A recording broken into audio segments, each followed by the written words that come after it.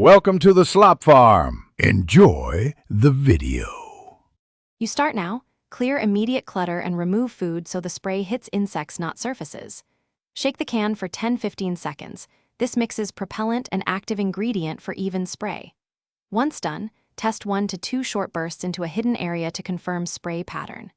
Aim nozzle toward baseboards, cracks, and behind appliances. Roaches hide low.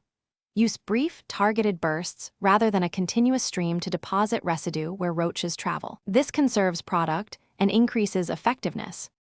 You now focus on harborage zones. Locate gaps, cracks, and shadowed areas where roaches nest.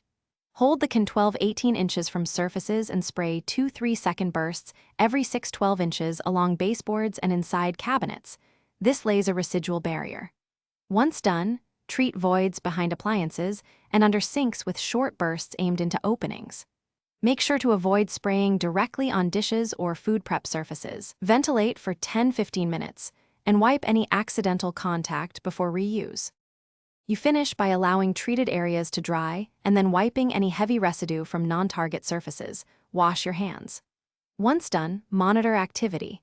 Reapply weekly in hot spots for persistent problems and augment with bait stations to target survivors.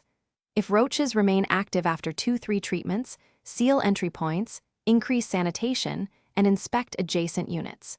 If populations worsen or spread, call a professional exterminator. They can access tough voids and use stronger methods safely to resolve. Thanks for watching. Consider subscribing if we helped you today.